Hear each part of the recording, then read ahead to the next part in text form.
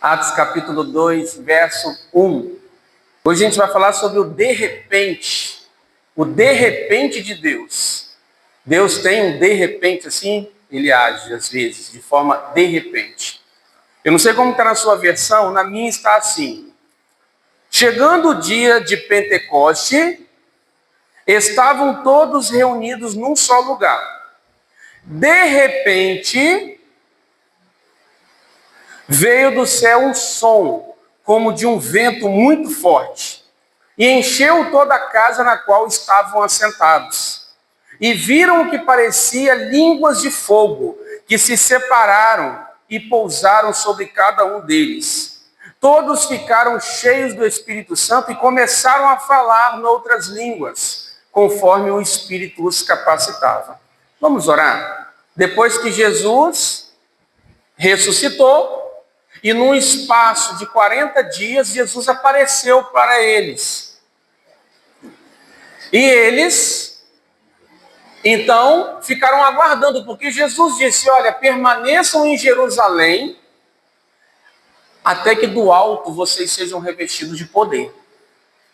Então eles ficaram esperando. Se Jesus ressuscitou e apareceu para eles num espaço de 40 dias... E aqui está falando que era o Pentecostes, que significa o quê? O 50º dia, não é isso? 50, né? O dia 50.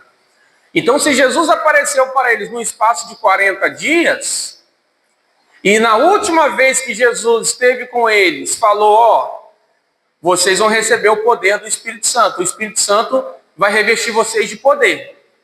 Então eles esperaram por quantos dias? Porque Jesus não morreu na Páscoa. Da Páscoa até o Pentecostes, 50 dias.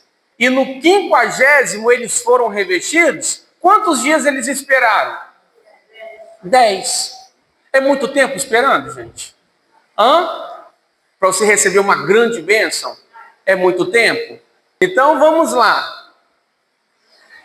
E José? José esperava uma grande bênção, foi ou não foi? José foi vendido pelos irmãos por volta ali de 16 anos. Ele se tornou governador do Egito com 30. Ele esperou quantos anos? 14.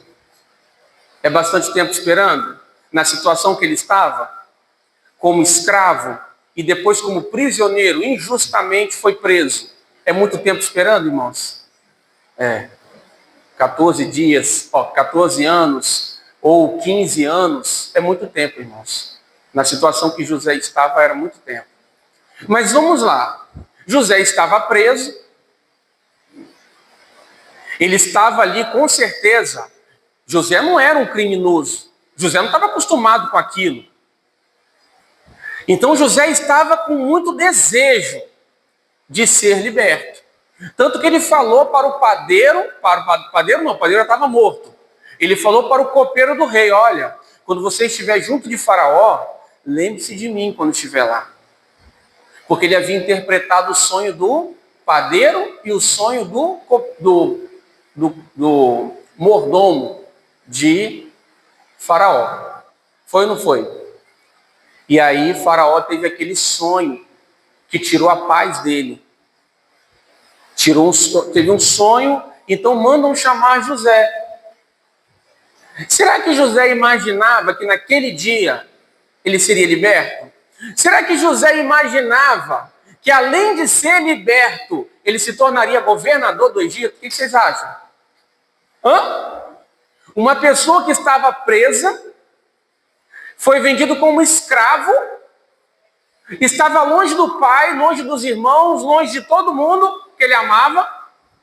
Ele esperava se tornar governador do Egito, irmãos? Não. Mas, de repente, a página da vida de José virou. Foi ou não foi? Irmãos, para José, claro que para Deus não foi. De repente. Deus estava tudo já programado. E é claro, José precisou perseverar. Para você viver o de repente de Deus, Você precisa estar perseverando. Assim como aqueles discípulos estavam perseverando ali em oração. Irmãos, a Bíblia fala que em torno de 500 pessoas viram Jesus ressuscitado. Paulo fala isso. E a Bíblia diz que em torno de 120 pessoas estavam lá esperando o Pentecostes, o Espírito de Deus, o poder de Deus vir sobre eles. De 500 pessoas para 120, muitos desistiram. Foi ou não foi? Foi ou não foi? E eles esperaram quantos dias? 10. Mas se 500 pessoas viram Jesus ressuscitado e 120 foram cheios do Espírito Santo, então mostra que somente aqueles que perseveraram ali na oração, oravam. Acho que só paravam para comer e voltavam lá para orar. É para orar e esperar a promessa do Pai, o poder do Espírito Santo. Uma outra situação de repente. Esta é a inscrição que foi feita. Mene, mene, tekel, parsim. E este é o significado dessas palavras. Mene, Deus contou os dias do teu reinado e determinou o seu fim. Tekel, foste pesado na balança e achado em falta. Pérez, teu reino foi dividido e entregue aos medos e persas. Então, por ordem de Belsazar, vestiram Daniel com um manto vermelho, puseram-lhe uma corrente de ouro no pescoço e o proclamaram o terceiro em importância no governo do reino. Naquela mesma noite, Belsazar, rei dos babilônios, foi o quê? Morto. E Dario, o medo, apoderou-se do reino com a idade de 62 anos. Mene, teu reino foi contado, foi medido. E chegou o fim dele. Acabou para você hoje. Não só isso, Tekel foi pesado, foi colocado na balança os seus pecados, as suas falhas, e pesou. Pérez foi dividido e entregue aos medo-persas. Irmãos, naquela noite, o texto está dizendo aqui que Belsazar foi morto. Então, de repente, esse rei era o segundo. Daniel foi colocado como terceiro no reino, porque esse rei era o segundo. Ele reinava junto com o pai. E o pai não estava no momento lá, em Babilônia. Então, Belsazar estava ali no lugar do pai. E naquela noite ele estava dando um banquete, inclusive com os utensílios do templo que Babilônia trouxe lá de Israel, fazendo as suas maldades ali naquela festa, usando o material do templo consagrado ao Deus vivo. E aí, de repente, porque as muralhas de Babilônia eram intransponíveis, eram muralhas gigantescas, passavam carros por cima dos muros. Mas sabe como Dario fez para entrar em Babilônia? Ele desviou o curso do rio. E eles entraram por baixo da muralha. Enquanto Belsazar não imaginava que naquela noite ele seria morto e perderia tudo que o pai dele e os reis anteriores a ele haviam conquistado. Então, irmãos, o que a Bíblia nos ensina? Que enquanto José perseverava em obedecer ao Senhor, em se afastar do mal, em continuar fiel a Deus, fazendo o bem, porque José, a Bíblia fala que Deus era com ele. Mesmo preso, José era fiel. Tão fiel que o carcereiro, entregou para José a chave da prisão. José cuidava da prisão. Quando José serviu a Potifar, Potifar viu em José uma fidelidade, uma pureza, um amor, uma dedicação tão linda, que ele colocou a casa dele, todos os bens dele nas mãos de José, para José cuidar. E de repente, José se torna governador do Egito. E aqui o contrário. Belsazar reinou por volta de 17 anos. 17 anos. Mas um dia, de repente, aconteceu o quê? O pior. Foi envergonhado, perdeu o império do pai e foi morto naquela noite. Então, irmãos, a gente precisa entender uma coisa. Deus quer virar certas áreas da nossa vida. Ele quer fazer o extraordinário, Ele quer nos dar além do que pedimos e pensamos. Infinitamente além do que pedimos e pensamos. Efésios 3:20. Mas para isso a gente precisa entender o propósito de Deus e nos dedicar àquilo que Ele nos chamou para fazer. José estava preso, mas continuou interpretando sonhos. Ou seja, José, mesmo na cadeia, José era usado no dom que Deus deu a ele. Deus te deu um dom, te deu um talento, te deu uma missão. E Ele quer te usar aonde você estiver. Ele quer que você seja um instrumento dele. Na sua casa, na sua igreja, na sua escola, na sua faculdade, no seu trabalho, aonde você estiver. Porque enquanto você estiver sendo usado por Deus, de repente, algo vai acontecer. Nós não podemos duvidar, porque em segundo livro de Crônicas, no segundo livro, capítulo 16, verso 9, diz que os olhos do Senhor passam por toda a terra, a fim de se mostrar forte para com aqueles cujo coração é totalmente dele. Então Deus, Ele está observando, Ele está procurando por toda a terra, para ser forte para com aqueles cujo coração é totalmente dele. Então Deus está de olho no seu coração. Deus está de olho nos teus propósitos. Ele está de olho na sua expectativa. Ele está de olho na sua obediência. Ele está de olho, irmãos. O que nós falamos, você não vê no livro de Gênesis, José abrindo a boca para reclamar. É ou não é? Você não vê. Você não vê José amaldiçoando os irmãos, amaldiçoando o pai. Por quê? Ele poderia sim culpar o pai também, né? Ele viu, a Bíblia fala, irmãos, que Jacó viu o que estava no coração dos irmãos de José. Mas Jacó guardou no seu coração. Ele viu, mas ele não tomou uma atitude. E José poderia ter culpado o pai. Será que ele não viu que os meus irmãos estavam tramando alguma coisa? Mas ele abraça os irmãos, ele dá um banquete para os irmãos e ali acabou. Ele separa uma terra para os irmãos viverem agora com o pai dele. Ele recebeu todo mundo, cuidou de todo mundo. E Deus está de olho nisso. Nosso coração está pronto para isso, para receber, para amar, para abençoar aqueles que nos prejudicam ou que nos prejudicaram. Então, de repente, Deus fala, olha, você não vai ser mais escravo, tampouco prisioneiro. Agora você é governador. E olha o que Faraó disse a respeito de José.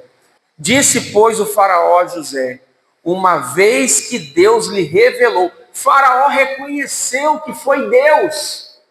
Faraó não deu crédito apenas para José. Olha que importante, irmãos. Porque José disse. José falou assim, não sou eu não sou capaz de revelar um mistério como esse. Foi o Deus Criador que me deu a revelação. Olha bem. E ele fala assim, disse, pois, o Faraó a José, uma vez que Deus lhe revelou todas essas coisas, não há ninguém tão criterioso e sábio como você. Você terá o comando de meu palácio e todo o meu povo se sujeitará às suas ordens. Somente em relação ao trono serei maior que você. Ou seja, o trono eu vou continuar sentando nele. Mas quem vai comandar, governar, mandar, fazer e desfazer aqui vai ser você. Por quê? Porque Deus te deu um espírito de revelação e te mostrou esse mistério. Irmãos, olha a importância de andarmos no Espírito, de estarmos com o nosso coração, a nossa mente voltados para aquilo que Deus pensa, aquilo que Deus deseja. Isso é importantíssimo. É por isso que eu sempre digo, se tem alguma coisa tirando o nosso sossego de uma maneira que não nos permite orar, não nos permite ler a Bíblia, não nos permite vir a culto, não nos permite ter paz na alma, na mente, no coração, paz com o nosso Deus, com o Espírito Santo, cuidado.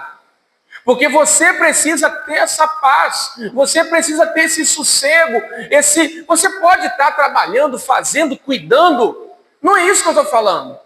Eu estou falando de uma paz que você precisa ter, mesmo que você esteja envolvido no seu trabalho, com a sua família, nos seus estudos, em qualquer coisa. Você precisa ter essa paz interior, porque é com essa paz interior que o Espírito Santo fala com a gente.